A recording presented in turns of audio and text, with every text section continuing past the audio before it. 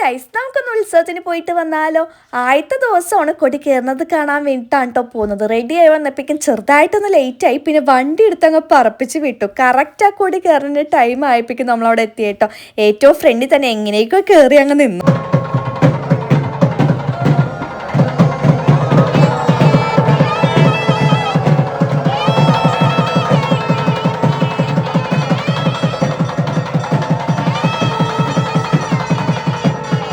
അങ്ങനെ 7 ദിവസത്തെ ഉത്സവത്തിന് കൊടിയേറി കഴിഞ്ഞിട്ടോ. ഈ കൊടിക്കൊരു പ്രത്യേകത ഉണ്ട്. ചേച്ചിയാണ് തയ്ച്ചേക്കുന്നത്. അതാണ് നമ്മൾ ആ കൊടി കയറുന്നത് കാണാൻ വേണ്ടിയിട്ട് ഓടി വന്നത്. കൊടി കയറുന്നത് കണ്ടു കഴിഞ്ഞിട്ടുണ്ടെങ്കിൽ കൊടി ഇറങ്ങുന്നതും കാണണം എന്നാണ്. എന്തായാലും കൊടി എല്ലാവർക്കും ഭയങ്കരമായിട്ട് ഇഷ്ടമായിട്ടോ.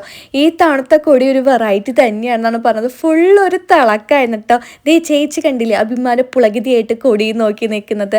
കൊടി കയറിയതിൻ്റെ ഭാഗമായിട്ട് ചെറിയൊരു ഫയർ വർക്ക്സ് ഒക്കെ ഉണ്ടായിരുന്നു കേട്ടോ. നമ്മൾ അതൊക്കെ കണ്ട് നിൽക്കുകയായിരുന്നു. അപ്പം അപ്പത്തെ സൈഡിൽ സ്വീറ്റ്സ് കൊടുക്കുന്നുണ്ടായിരുന്നു. വേഗം പോയി ഒരു പാക്കറ്റ് അങ്ങ് വാങ്ങിച്ചു. പായസം കൊടുക്കുന്നുണ്ടായിരുന്നു കേട്ടോ. അത് വാങ്ങിച്ചില്ല. ഈ സ്വീറ്റ്സിൻ്റെ ഉള്ളിൽ നിന്ന് ലഡു ഒക്കെ കഴിച്ചുകൊണ്ടിരുന്നപ്പോഴേക്കും അവിടെ ഡാൻസ് പ്രോഗ്രാം സ്റ്റാർട്ട് ആയിട്ടുണ്ടായിരുന്നു. അപ്പോൾ കുറച്ച് നേരം പോയി ആ പ്രോഗ്രാമൊക്കെ കണ്ട് കഴിഞ്ഞിട്ടാണ് നമ്മൾ അമ്പലത്തിൽ നിന്ന് വീട്ടിലേക്ക് പോകുന്നത്.